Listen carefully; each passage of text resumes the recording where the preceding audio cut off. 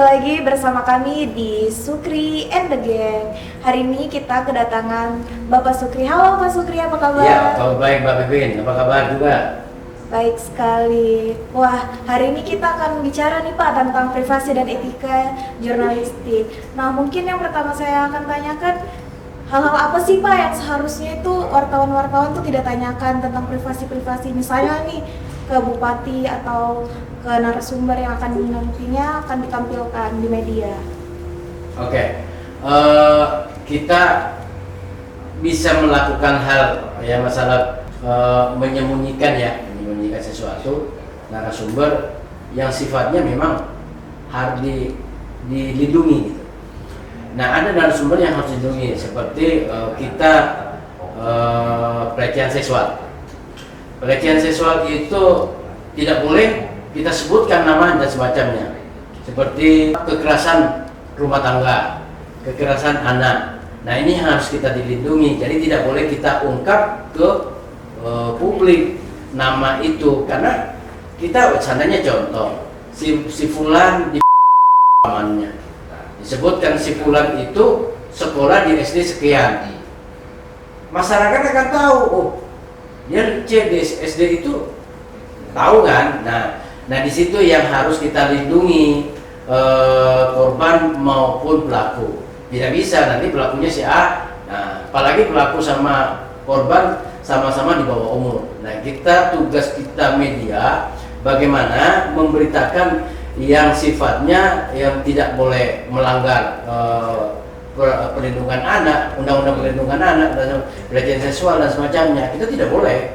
Jadi berita itu harus kode ya.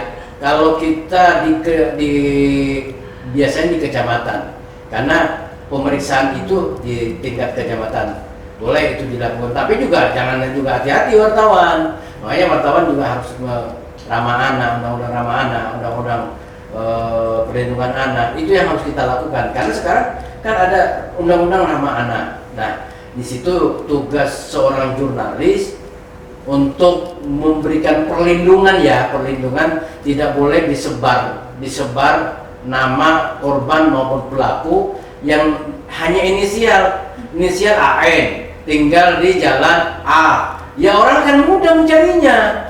Nah, hal-hal seperti ini yang wartawan harus tahu, jangan sampai menjadi itu gampang. Nanti pengacara melakukan hal-hal seperti itu, keberatan. Bisa ada oknum yang ingin bermain cari keuntungan di situ, karena dia tahu oknum itu, lalu mereka melaporkan si A ke Polres dan semacamnya, karena sudah tahu itu melanggar. Ada yang dilanggar oleh seorang media mengenai tentang kode etik perlindungan anak contoh. Nah, ini hal-hal seperti ini jangan sampai terjadi. Kita kehati-hatian, yang itu yang penting, kehati-hatian melakukan pemberitaan tentang perlindungan anak, pelecehan seksual, perlindungan kekerasan rumah tangga dan semacamnya, itu yang harus kita lindungi. Tidak hanya satu orang nih Pak, berarti kita harus melindungi keluarga dan lingkungan sekitarnya agar tidak merasa terintimidasi, begitu ya? Iya, jadi harus begitu. Kita kewajiban, makanya itu tanggung jawab wartawan ya, seorang media yang harus menjaga marwah. Ingat pesannya Ketua Dewan Pers di acara HPN di Medan. Jangan hanya bicara klik, tapi kualitas yang harus menjaga marwah media itu sendiri. Bukan hanya klik yang banyak, tapi kualitas media akhirnya diragukan. Makanya benar-benar kita menjalankan itu media sesuai dengan kaidah-kaidah jurnalistik. Selanjutnya nih Pak, ada nggak sih Pak dari Bapak nih kayak edukasi untuk wartawan-wartawan muda nih agar tidak mengambil berita-berita yang seharusnya tuh tidak dipertanyakan kepada narasumbernya Pak? Ada nggak? Ya, kita selalu ada evaluasi ya. Wartawan MSC Group itu selalu ada evaluasi dan cepat langsung.